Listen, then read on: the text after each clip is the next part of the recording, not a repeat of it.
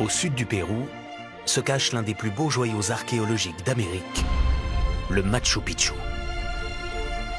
Ces impressionnants vestiges incas sont presque intacts et attirent chaque année 1 million de visiteurs venus des 4 coins du monde pour admirer le savoir-faire de cette puissante civilisation. Le plus extraordinaire dans tout ça, c'est la façon dont les blocs s'assemblent. C'est un travail extraordinaire. Pour moi, c'est comparable au travail de Michel-Ange avec la pierre. À plus de 2400 mètres d'altitude, les Incas ont réussi à sculpter une crête escarpée pour y ériger un chef-d'œuvre d'architecture et d'ingénierie en parfaite harmonie avec une nature spectaculaire. Malgré les pluies intenses et les glissements de terrain fréquents dans la région, leurs édifices ont traversé les siècles. Quand il y a de fortes pluies, l'eau doit être évacuée, sinon le Machu Picchu s'effondrerait. Pour construire ces bâtiments magnifiques, ils utilisent les pierres les plus dures, les plus résistantes, celles qui vont durer. Depuis que le monde entier a découvert le Machu Picchu, il ne cesse de fasciner explorateurs, archéologues et autres scientifiques qui l'étudient sous toutes ses facettes pour percer les mystères de sa construction. J'examine un morceau de corde que les Incas ont fabriqué, peut-être pour construire des bâtiments. Ça fait presque un marteau avec l'extension du bras. Clac, clac, clac. Nous avons certains blocs qui doivent peser environ 15 tonnes. Et ça nécessite plus de travail et plus de coordination pour les déplacer. Alors qu'ils n'ont pas de système d'écriture à proprement parler, comment les Incas ont-ils réussi à élaborer un système complexe de drainage de l'eau, à concevoir des bâtiments en fonction de la carte du ciel, à bâtir cette magnifique cité qui perdure aujourd'hui encore, malgré plusieurs siècles d'abandon? Les Incas sont l'aboutissement de tout le développement culturel et social qu'il y a eu dans les Andes pendant des millénaires. C'étaient de grands bâtisseurs. Et ils étaient prêts à relever tous les défis de la nature. Découvrez les secrets de construction du Machu Picchu qui font le génie des bâtisseurs Incas.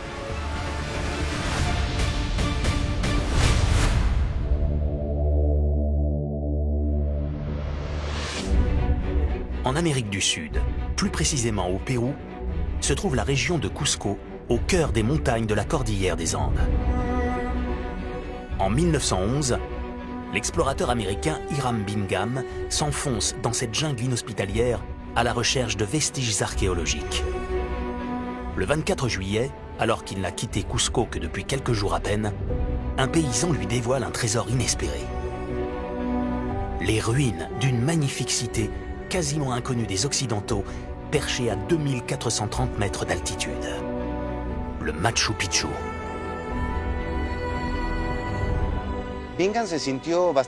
Bingham était émerveillé par les constructions du Machu Picchu, par son emplacement, sa proximité avec la ville de Cusco et par le fait que les chroniques n'aient jamais mentionné le site du Machu Picchu à cet endroit. Cette cité est l'œuvre des Incas, un peuple qui a constitué le plus grand empire d'Amérique précolombienne au XVe siècle. À leur apogée, les Incas auraient conquis et administré une dizaine de millions de sujets qui ont entre autres participé à la construction de leurs plus grands monuments avant de s'effondrer après l'arrivée des conquistadors espagnols entre 1532 et 1572. Mais contrairement à la plupart des autres vestiges Incas, le Machu Picchu est quasiment intact. Les conquistadors n'ont jamais atteint ce site. Sinon, ils l'auraient certainement pillé à la recherche d'or et de trésors. Mais vraiment, ils ne sont pas venus jusqu'ici. Et c'est grâce à ça que le Machu Picchu est encore là. La cité, appelée Liacta en quechua, la langue principale des Incas, aurait été construite sous le règne de Pachacutec, le premier empereur Inca. Elle compte près de 200 édifices encore debout. Des habitations, mais aussi des monuments religieux, comme le Temple du Condor, le temple des trois fenêtres, le temple du soleil, ou bien encore des hôtels cérémoniels. Ils ont bâti leur cité sur une crête escarpée entre deux sommets, le Machu Picchu au sud et le Huayna Picchu au nord. Elle recouvre plus de 10 hectares que les archéologues divisent en deux secteurs, le secteur urbain et le secteur agricole. Ce dernier possède une multitude de terrasses qui sculptent la montagne. Ici, seule une poignée de bâtiments surplombe la vallée, dont la maison du gardien qui surveille la cité et ses alentours, et des entrepôts pour stocker des denrées. Dans le secteur urbain, les édifices sont élaborés en respectant l'architecture et l'urbanisme typique inca, avec une partie haute, Anan, et une partie basse, Urin. Dans beaucoup de villes incas, le Anan, ou la partie haute, possède les monuments les plus remarquables. La partie Urin peut être plus populaire, disons. Cela fait partie d'une certaine vision du monde. Le monde andin est basé sur le concept des dualités, des opposés qui créent une harmonie en se complétant, en s'alliant. Anan et Urin sont séparés par un autre élément clé des villes incas, une grande place centrale de 90 mètres de long et 25 mètres de large. En général, les gens se rassemblent sur ces places pour des cérémonies. Ça peut être de la danse, des fêtes ou des défilés militaires. La Liacta du Machu Picchu aurait été délaissée à l'époque de la conquête espagnole, et à l'arrivée d'Hiram Bingham, elle n'était habitée que par quelques paysans et leurs familles.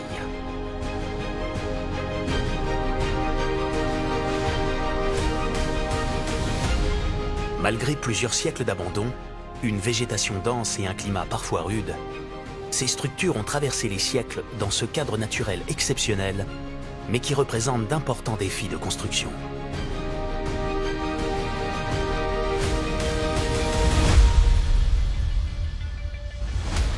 Les montagnes irrégulières et leurs précipices abrupts sont dangereux pour les travailleurs. Et le climat aggrave la situation. Les précipitations atteignent 2000 mm par an, soit 2 fois plus que la moyenne française, et se concentrent essentiellement sur la moitié de l'année. Les Incas étaient parfaitement conscients de la puissance de l'eau. À chaque saison des pluies, il y a des glissements de terrain dans les Andes. Mais ces menaces environnementales n'ont visiblement pas suffi à décourager les bâtisseurs incas. Le plus impressionnant dans la construction du Machu Picchu, c'est le fait qu'il ait été construit sur une montagne aux falaises abruptes, dans une région très accidentée. C'étaient de grands bâtisseurs, et ils étaient prêts à relever tous les défis de la nature. Pourquoi les Incas ont-ils choisi ce site en particulier pour bâtir leur cité éternelle?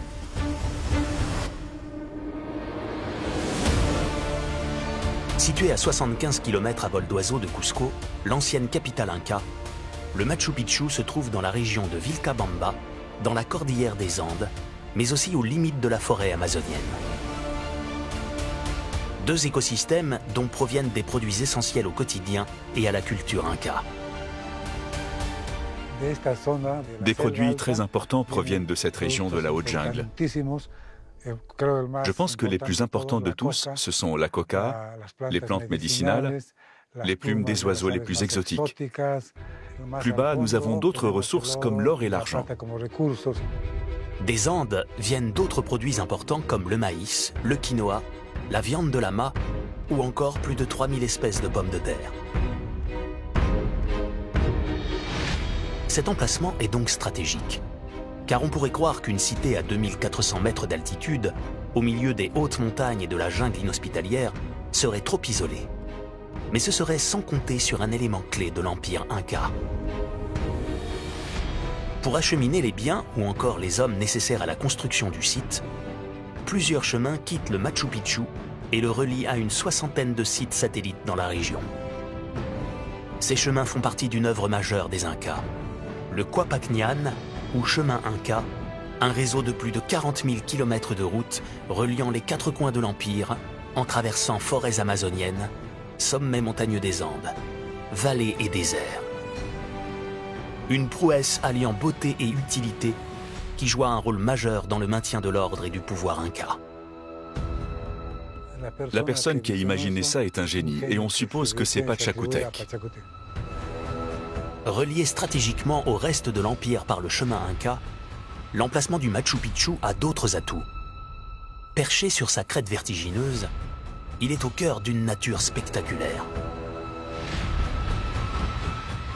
Je pense que l'élément déterminant, c'est la magie de l'endroit. Il y a peu d'endroits qui offrent des paysages aussi spectaculaires, non?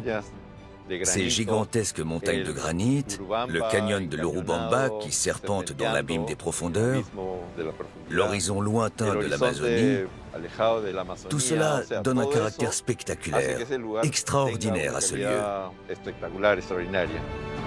Que ce soit la rivière formant un coude autour du site, ou les sommets alentours, cette géographie était sacrée aux yeux des Incas. Dans le monde andin, et spécialement chez les Incas, le paysage est animé, il est humanisé. Les montagnes renvoient aux ancêtres, aux êtres protecteurs, etc. Il y a donc une vénération pour ces éléments de la nature. Il fallait démontrer la puissance du souverain par divers moyens. Donc je crois que Machu Picchu avait aussi cette fonction-là d'impressionner les sujets par des constructions de ce genre qui démontraient d'une façon bien claire, voilà, c'est ce que l'Inca peut faire. Mais tous ces atouts n'enlèvent rien au danger. Les Incas sont d'excellents bâtisseurs et pour pallier aux défis représentés par le site, ils se lancent dans un travail de préparation de terrain monumental.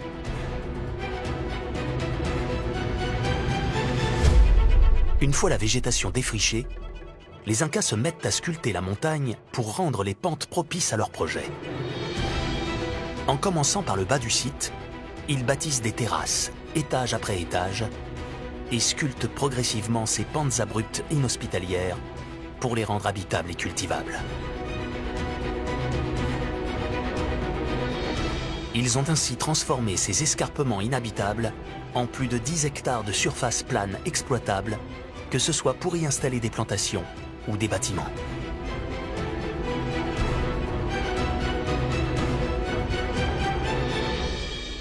Mais ce n'est pas tout. Dès les prémices de la construction, ils anticipent déjà la principale menace qui pèsera sur leur cité. L'eau. La pluie peut devenir un élément dangereux. Quand il pleut, l'eau s'infiltre dans le sol et au fur et à mesure, elle emporte avec elle de plus en plus de quantité de matière. Au bout d'un moment, ça peut créer des effondrements du sol.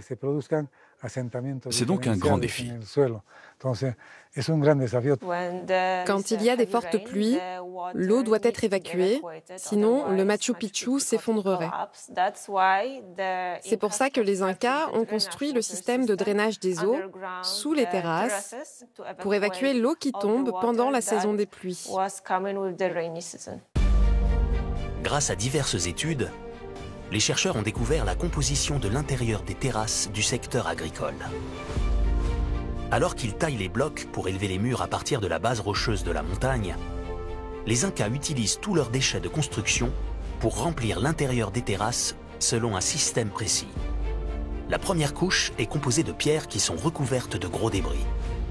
Au-dessus, des graviers et du sable, puis une couche de terre fertilisée recouvre le tout.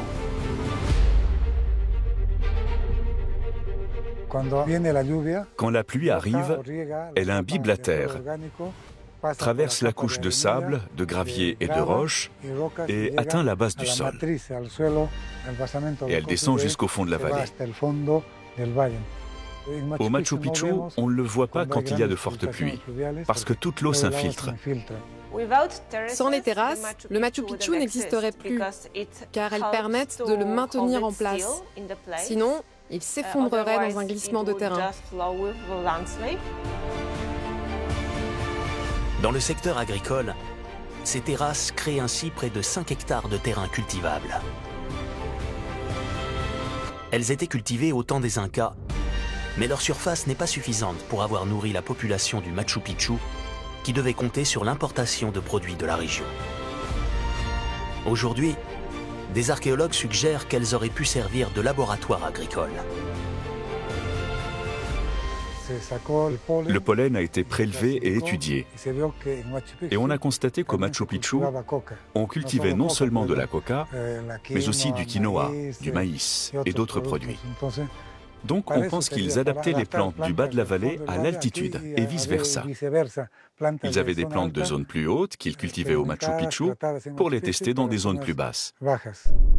Les Incas auraient ainsi essayé d'adapter des plantes de la jungle aux hautes altitudes et des plantes andines au climat de l'Amazonie pour développer certaines cultures dans de nouveaux environnements.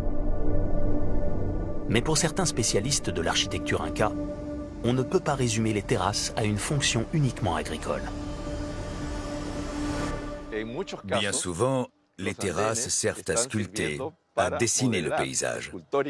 Donc, affirmer qu'il s'agit d'un espace purement agricole, c'est leur enlever une grande partie de leur signification. Qu'elles aient eu une fonction agricole ou paysagère au temps des Incas, ces terrasses nourrissent aujourd'hui les derniers habitants permanents du Machu Picchu. Les terrasses du secteur urbain, elles aussi remplies de pierres et de déchets de construction, servent de fondation pour les différents édifices de la Liacta, la ville inca. Au final, les chercheurs considèrent que plus de la moitié de l'effort humain nécessaire à la construction du Machu Picchu aurait servi à bâtir ces fondations et ce système de drainage souterrain. Un travail colossal, tant dans l'exécution que dans la planification. À l'époque, il n'y avait ni papier ni rien pour dessiner ou peindre, n'est-ce pas? Tout le processus se déroulait donc dans la tête des bâtisseurs. C'est là tout le génie de la construction du Machu Picchu. Ce travail de génie ne s'arrête pas aux terrasses. Pour ensuite construire et assembler les murs des édifices qu'elles soutiennent, les Incas ont dû extraire, travailler et transporter des blocs de granit parfois immenses. Or, ils ne disposaient ni de la roue, ni du fer, ni de l'acier. Au sein de la Liacta, il reste un endroit qui donne une idée du chaos de pierre auquel devait ressembler le site entier avant d'être construit, la carrière. Elle révèle la matière première brute du Machu Picchu, de grands blocs de granit. Pour construire ces bâtiments magnifiques, ils utilisent les pierres les plus dures, les plus résistantes, celles qui vont durer. En tant qu'architecte, on veut que notre architecture dure. On parle de plus de 400 ans, presque 500 ans, alors que certaines œuvres contemporaines ne durent pas plus de 50 ans. C'est fait pour durer, pour les enfants des enfants de nos enfants. C'est le concept d'éternité. La pierre est éternelle. Pour travailler cette pierre éternelle, les Incas ont besoin d'outils encore plus durs et résistants que le granit. Plus bas dans la vallée, la réserve du musée Manuel Chavez Bayón abrite des vestiges archéologiques découverts au Machu Picchu. Notamment des outils incas, différentes pierres qui peuvent peser plusieurs kilos selon leur taille et leur composition. Tout élément lithique, étant plus dur que le granit, peut être utilisé pour le travailler. Les riwayas sont assez lourds, évidemment en raison de leur teneur en fer naturel. Ces roches peuvent provenir du fond de la vallée, d'autres montagnes ou encore des rivières. Les Incas ont appris à les connaître et à les manier en héritant des savoirs des peuples conquis et de ceux qui les ont précédés.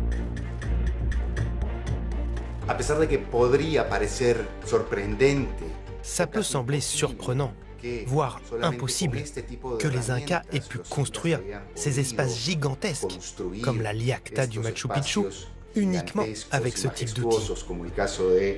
Mais ça n'a rien de mystérieux.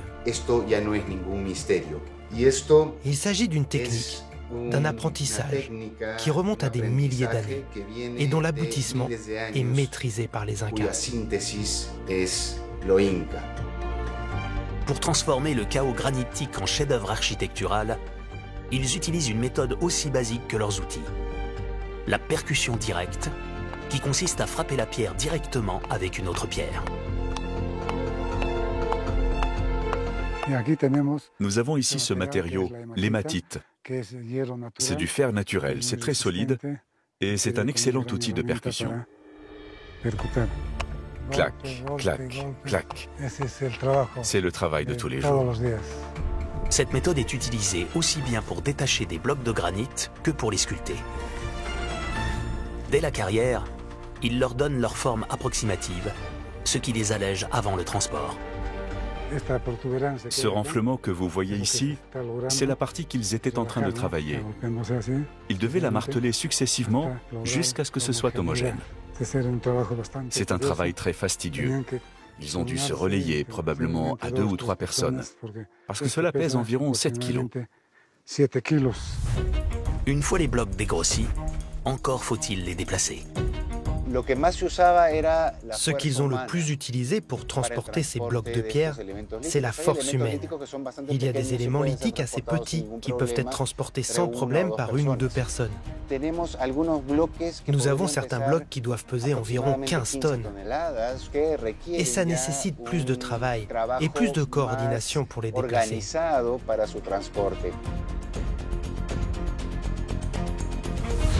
Au nord de la place centrale, une plateforme abandonnée en cours de construction dévoile une rampe qui servait à transporter les blocs du lieu d'extraction en hauteur vers le haut des murs à assembler en contrebas. Les chroniques, les traditions quechua et l'étude des différentes carrières incas donnent une idée des méthodes qu'ils ont pu utiliser. Certains blocs peuvent être tirés simplement à l'aide de cordes et de force humaine, en glissant sur un sol de sable ou d'argile.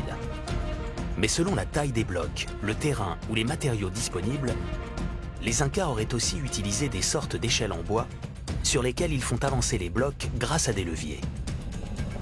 Ou bien, ils les font rouler sur des cylindres de pierre en les tirant à l'aide de cordes. Ici, il y a encore le cylindre qui a été utilisé pour déplacer les éléments. Une fois les blocs acheminés jusqu'en haut du mur, le travail est loin d'être terminé pour ces ouvriers. C'est dans l'assemblage et les finitions que se révèle le génie inca. Car quand le bloc est en place, les Incas finissent de l'affiner, parfois jusqu'à ce qu'il s'assemble parfaitement avec le reste du mur.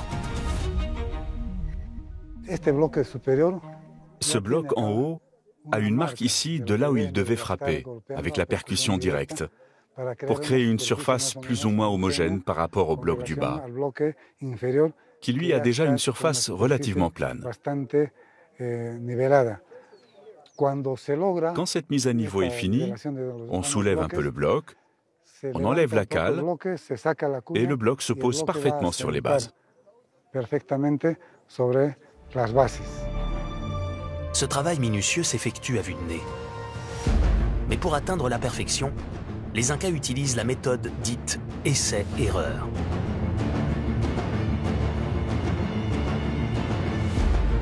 Une fine couche de sable est déposée sur le bloc inférieur avant de retirer la cale. Si les 2 blocs ne s'assemblent pas, la cale est replacée et en fonction des empreintes laissées dans le sable, certaines parties sont retravaillées, jusqu'à ce que les blocs coïncident parfaitement.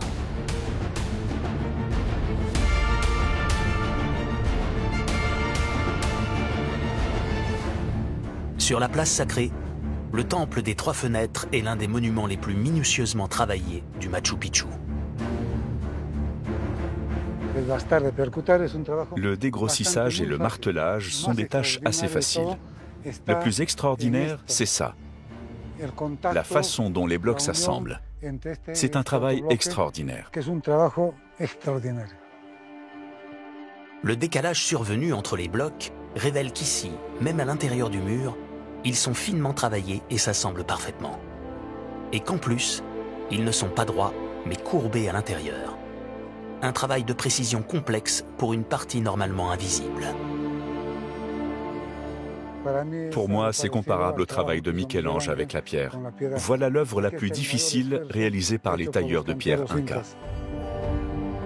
Une fois les blocs assemblés, les Incas terminaient par la surface extérieure du mur en lissant la pierre ou en lui donnant une forme bombée. Mais tous les murs ne sont pas travaillés avec le même soin ni dans le même style. Les blocs de granit peuvent avoir différentes formes, différentes tailles et être assemblés dans des styles variés. Les murs les plus bruts sont assemblés avec du mortier, tandis que les plus soignés n'ont qu'une fine couche de sable entre les blocs, invisible depuis l'extérieur. Les murs les plus remarquables sont les murs appelés sédimentaires, aux rangées de blocs réguliers bien alignés, et les murs cyclopéens, aux blocs gigantesques parfaitement assemblés.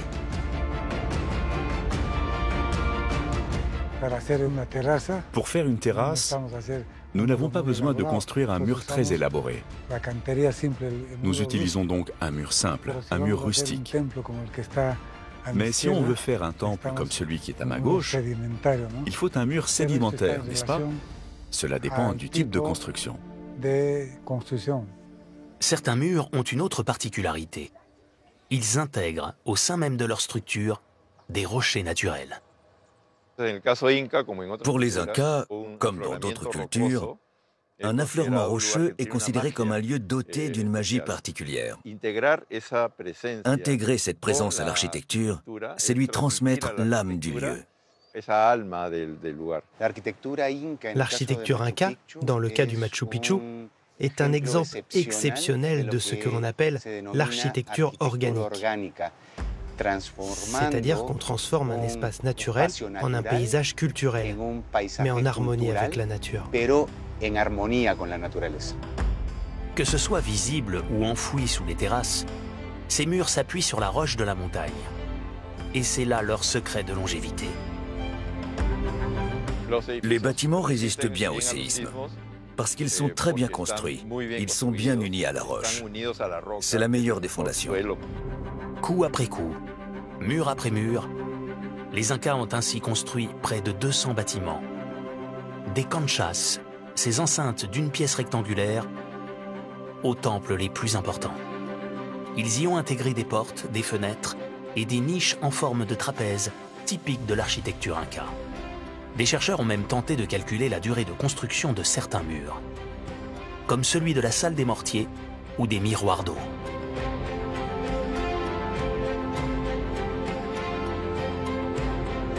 Ils ont étudié la partie basse du mur, la plus finement travaillée. En se basant sur des mesures très précises, des expérimentations archéologiques menées par d'autres chercheurs et leurs connaissances historiques sur l'organisation du travail inca, ils proposent une première hypothèse. Pour construire la partie inférieure du mur, 18 spécialistes auraient probablement travaillé pendant 82 jours.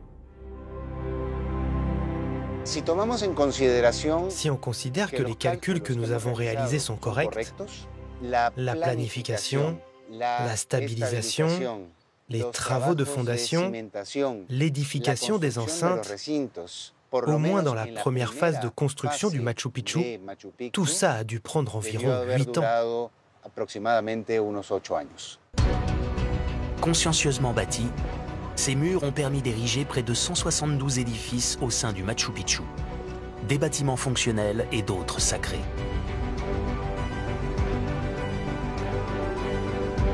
Et certaines de ces constructions ne sont pas orientées au hasard. Elles semblent avoir un lien étroit avec la nature sacrée qui les entoure.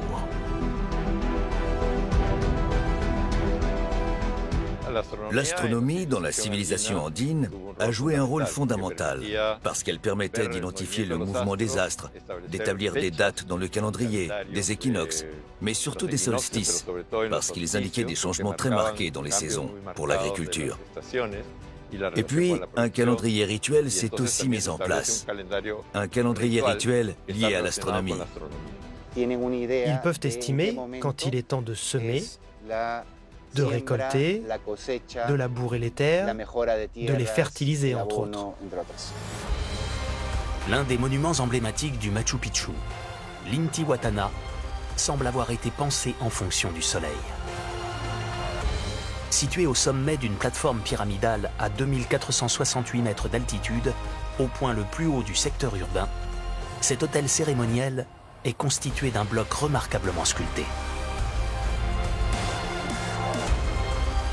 Depuis ce point, les montagnes sacrées environnantes sont alignées sur les 4 points cardinaux, le soleil se levant précisément sur les plus hauts sommets au moment de certains solstices ou équinoxes. En quechua, Intihuatana signifie « là où le soleil est attaché ». Et de nombreuses hypothèses ont été proposées quant aux observations qui pouvaient être réalisées avec l'ensoleillement et les ombres de cette sculpture.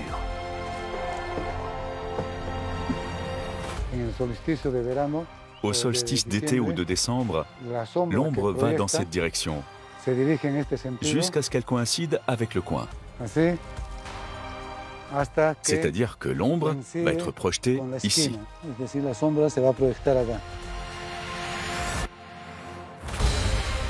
Cette ombre se déplacerait dans l'embrasure de la construction opposée pour l'équinoxe de mars et de septembre. Et pendant le solstice d'hiver, en se positionnant sur ces marches, un observateur s'alignerait parfaitement avec l'Intihuatana et le soleil. Comme l'Intihuatana, d'autres monuments emblématiques du Machu Picchu ont été construits en tenant compte de la position du soleil à ces moments clés de l'année. Ces constructions sont-elles assez précises pour avoir servi d'observatoire astronomique? Une équipe de chercheurs polonais, en collaboration avec le Pérou et l'Italie, a mis à l'épreuve une reconstitution scientifique du Machu Picchu et des cartes du ciel de l'époque Inca. Ils ont notamment étudié le Temple du Soleil.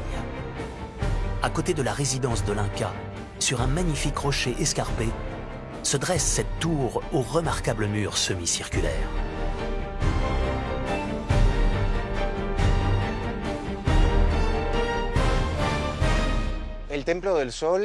Le Temple du Soleil est sans aucun doute la structure la plus importante de toute la Liacta du Machu Picchu.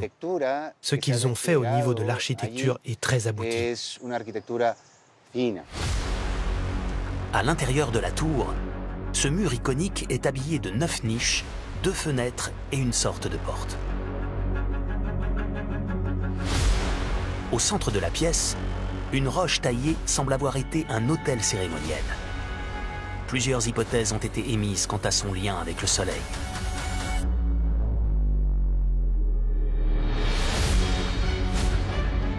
Il existerait un même point depuis lequel on pourrait observer le soleil se lever dans la première fenêtre au moment du solstice de juin et dans la seconde au moment du solstice de décembre. Lors du solstice de juin, le soleil levant illumine aussi un rectangle sur l'autel. Certains se demandent même si cela aurait pu servir de cadran solaire pour calculer le temps restant avant cet événement clé.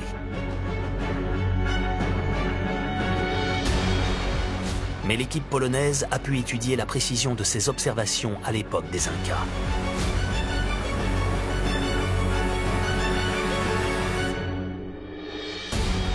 Ils ont observé que si le point d'observation des 2 solstices existe bien, il est situé à 40 cm du sol et à 20 cm d'un mur. Il aurait fallu se coucher comme ça, avec la tête appuyée sur le sol, pour pouvoir observer ça, parce que c'est l'unique endroit. Donc, en théorie, c'est possible, mais vous voyez que du point de vue pratique, bon, pas terriblement. Quant à l'illumination de l'autel, elle ne fait aucun doute, mais le manque de précision ne permet pas de définir les journées exactes des solstices. Nous avons pu démontrer que ce phénomène de l'illumination par les rayons du soleil de la pierre, c'est bien vrai, mais c'est pour une orientation générale, pour des fins rituelles et non astronomiques au sens propre du mot. Mis à part une grotte construite avec suffisamment de précision pour observer les cycles du soleil et de la lune, les monuments les plus remarquables du Machu Picchu, s'ils ont bien été construits en tenant compte de la position du soleil, auraient plutôt été destinés à des usages rituels pour marquer et célébrer ces moments clés du calendrier Inca.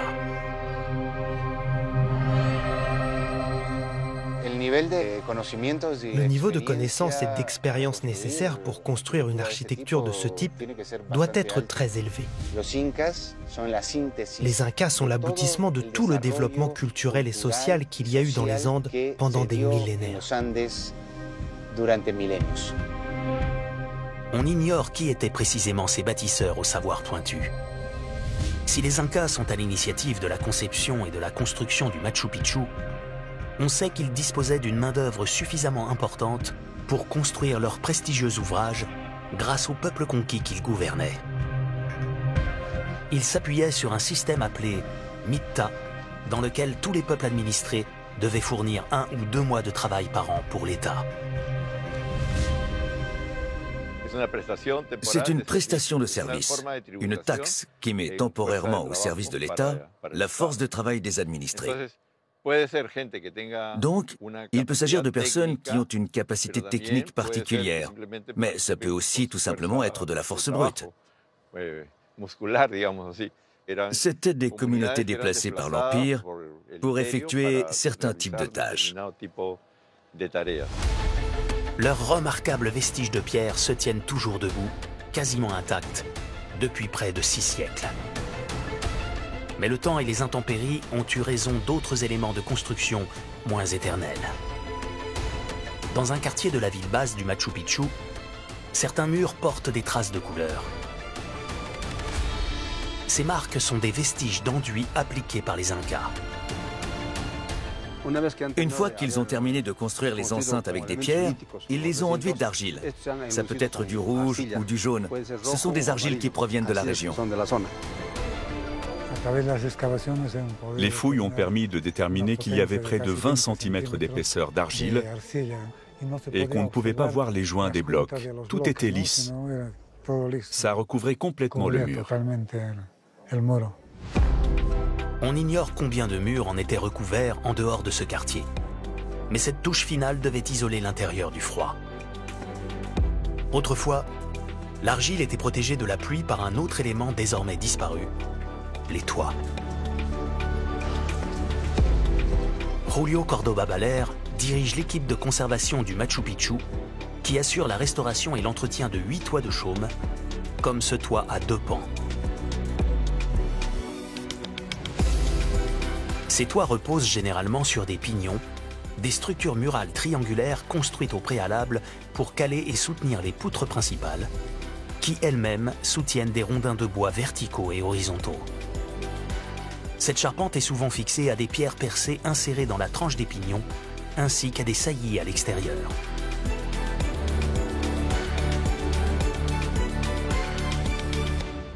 Ça sert à maintenir le toit, car nous sommes dans une région où il y a parfois des vents forts, des courants d'air importants. Donc, ce système maintient le toit sur les 2 pignons. Enfin, un épais matelas d'Ichu, une paille de la région, recouvre le tout. Pour savoir quelle technique et matériaux utiliser, l'équipe de Julio Cordoba Baler se base sur des connaissances ancestrales transmises de génération en génération depuis les Incas. Cette tradition de la paille se perpétue encore aujourd'hui, dans de nombreux endroits des zones rurales du pays. Nous avons des ouvriers qui viennent des régions montagneuses. Ce sont des gens qui, par expérience, ont vécu sous ce type de toit avec des structures de bois et de chaume. Les techniques ne se perdront jamais car c'est un héritage qui sera toujours transmis. On ignore l'état de chaque revêtement au moment de l'abandon du site. Mais on peut imaginer qu'habillés de ces toits de chaume, les parties hautes et basses du Machu Picchu, Anan et Urin, devaient avoir une toute autre allure.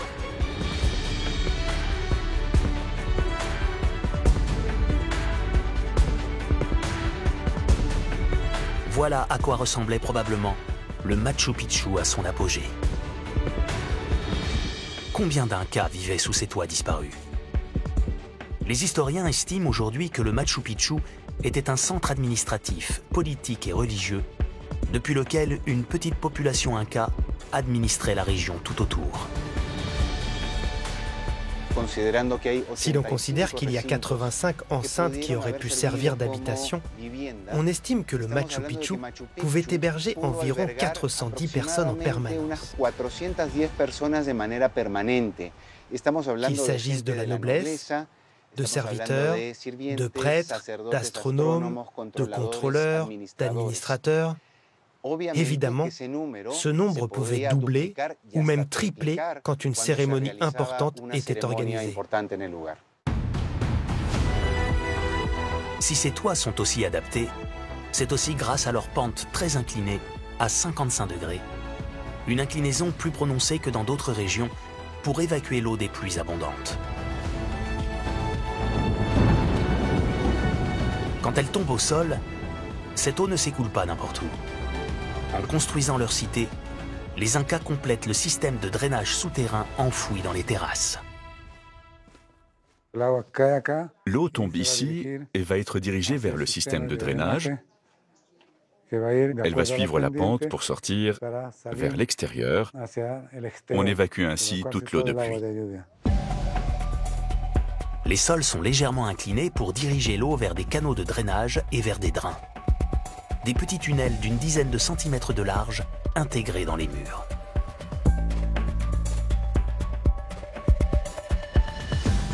Dès le début des constructions, les Incas intègrent 129 drains dans les murs de leur cité. Ils permettent à l'eau de s'écouler vers le bas de la ville ou encore vers le canal de drainage principal, une faille géologique naturelle aménagée pour évacuer l'eau vers le bas de la vallée. Avec ces aménagements, les chercheurs estiment que le secteur urbain est équipé pour évacuer 13 000 litres d'eau par hectare par an. Ça fait beaucoup d'eau. Et il fallait l'évacuer d'une manière ou d'une autre, sinon le Machu Picchu aurait pu être inondé.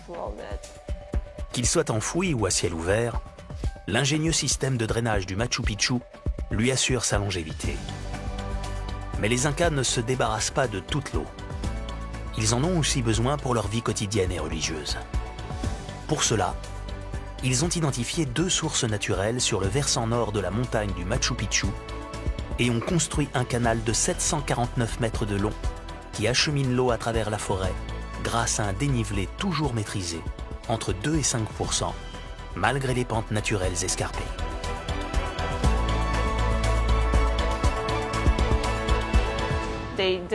Ils n'avaient pas de maquette. Ils observaient l'écoulement de l'eau et ils savaient à quelle vitesse elle devait s'écouler dans le canal. En traversant le secteur agricole, la pente du canal s'adoucit pour laisser déborder d'éventuels surplus sur les terrasses. Puis l'eau traverse un aqueduc au-dessus du canal de drainage et entre dans la cité pour rejoindre une première fontaine, juste à côté de la résidence royale, qui bénéficie de l'eau la plus pure. Un canal en pierre soigneusement taillé achemine l'eau vers le haut de la fontaine, où un bec rectangulaire permet de former un jet maîtrisé qui atterrit dans un bassin en pierre. C'est un chef-d'œuvre d'ingénierie dans la précision de la gestion de l'eau par les spécialistes incas.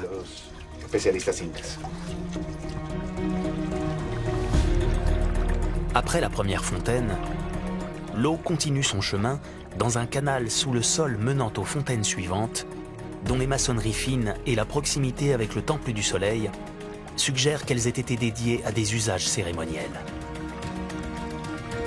Puis elle poursuit sa route le long de l'escalier des fontaines, où celle-ci semble désormais dédiée à un usage domestique. Enfin, l'eau atteint la 16e et dernière fontaine du parcours, une fontaine privée reliée au temple du Condor, l'oiseau sacré des Andes. Après la dernière fontaine, l'eau non utilisée rejoint le canal de drainage principal et s'écoule dans la forêt en contrebas.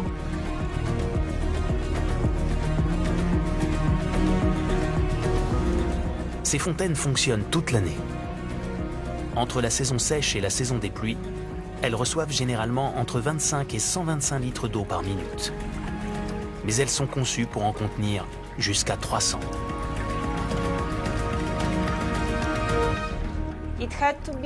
Il faut qu'il y ait moins de 10 litres par minute pour que ça s'arrête.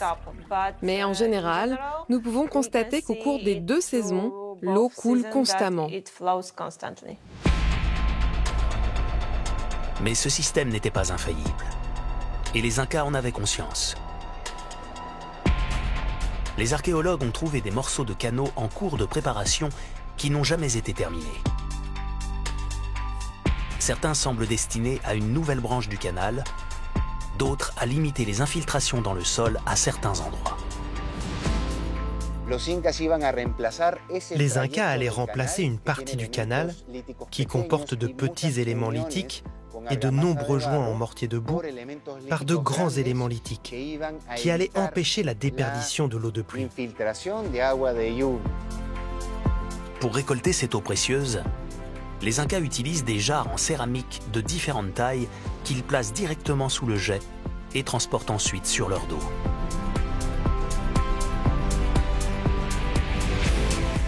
Que ce soit pour drainer le site ou pour répondre à leurs besoins quotidiens, les Incas ont donc créé un système global permettant de contrôler aussi bien l'entrée que la sortie de l'eau au Machu Picchu. C'étaient des ingénieurs de génie et ils savaient comment amener l'eau et la contrôler en permanence. La vie dans les Andes en dépend bien sûr. Celui qui contrôle l'eau contrôle le pouvoir. Mais depuis combien de temps le Machu Picchu se dresse sur ses pentes escarpées? Si on a longtemps pensé que la cité Inca était postérieure à 1450, aujourd'hui, la science remet en question nos connaissances. Les historiens ont d'abord cherché à se tourner vers des archives laissées par cette civilisation. Mais ils n'avaient pas d'écriture à proprement parler. Pour administrer leur empire, ils avaient cependant d'autres systèmes de transmission d'informations, comme par exemple les quipus, des nœuds sur des cordes pour répertorier des nombres. On sait que les spécialistes qui animaient les quipus, ils étaient aussi capables de enregistrer sur les quipus des noms, des lieux, des événements. Mais aujourd'hui, on ignore ce que ces nombres signifiaient. Bon, alors vous lisez par exemple 2345, mais ça correspond à quoi? Au nombre d'habitants de la bourgade, au nombre de charges de maïs qui ont été transportées dans les magasins royaux? Vous ne le saurez pas. Les historiens se tournent donc vers des écrits rédigés par les successeurs des Incas. Des chroniques datant d'après la chute de l'Empire, basées sur les paroles de survivants ou de leurs descendants. Au XXe siècle, l'anthropologue américain John Holland Rowe se base sur ces récits et sur des documents administratifs pour proposer une chronologie de l'essor de l'Empire Inca. Tout aurait commencé en 1438. Alors que les Incas n'étaient qu'un petit peuple établi dans la région de Cusco, l'empereur Pachacutec aurait initié l'expansion de l'Empire. Après lui, ses successeurs continuent les conquêtes et auraient bâti, en moins d'un siècle, le plus grand empire d'Amérique précolombienne. Pachacutec reste célèbre pour être le premier conquérant Inca, mais aussi pour ses talents de bâtisseur. C'est sous son règne que sont initiés les plus grands ouvrages de sa civilisation, dont le Machu Picchu. On savait que le terrain sur lequel se trouvait Machu Picchu, c'était une propriété privée de Pachacutinca Yupanqui, dont avait ensuite hérité sa famille. Alors, en faisant le rapport entre les dates proposées par Rowe, on avait considéré que la construction de Machu Picchu serait postérieure à environ 1450-1460. Mais le problème, c'est que dans les Andes, nous ne disposons pas de documents pré-hispaniques. Donc, les bases de cette chronologie sont plutôt fragiles. L'enquête prend un nouveau tournant en 2020. La datation historique est remise en question par une équipe de chercheurs polonais en collaboration avec le Pérou et la Nouvelle-Zélande. Ils se basent désormais sur la science grâce aux nouvelles technologies. La datation au carbone 14. Dominika Ciekowska et ses collègues étudient des échantillons issus de fouilles archéologiques au Machu Picchu. J'examine un morceau de corde que les Incas ont fabriqué, peut-être pour la construction de bâtiments ou bien pour l'usage quotidien. Nos collègues péruviens les ont déterrés sur le terrain et ils sont associés aux premières phases d'occupation. Ça signifie qu'ils viennent du moment de la construction des terrasses. On a des cordes, des morceaux de textile et du maïs, l'aliment de base des Incas. Ces échantillons sont constitués de matières animales ou végétales. tous les êtres vivants ont l'avantage d'être composés de carbone 14. Un élément chimique très utile en archéologie, car il permet de dater la mort de l'organisme avant qu'il n'ait été utilisé par les Incas. Pour cela, il faut d'abord les nettoyer de tout autre élément qui pourrait fausser leur étude.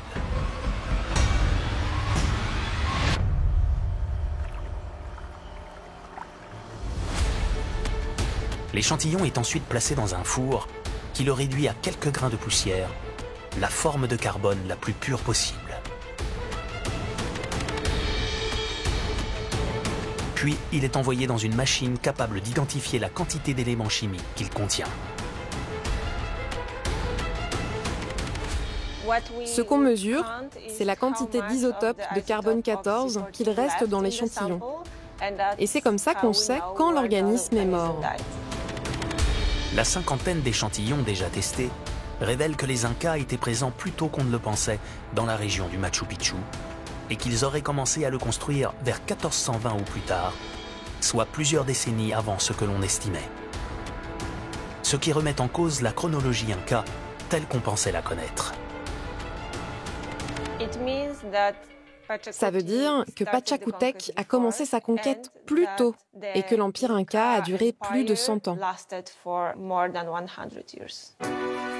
Alors que l'équipe continue d'analyser plus d'échantillons pour préciser ses résultats, on sait désormais que le Machu Picchu a été construit il y a au moins 600 ans.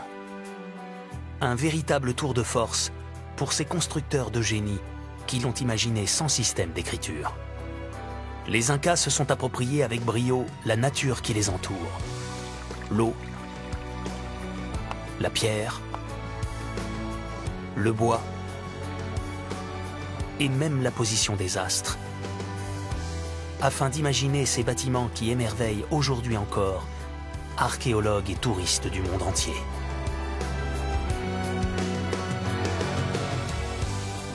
Le Machu Picchu a la particularité de réunir un paysage extraordinaire et une architecture qui relève le défi de faire quelque chose d'équivalent.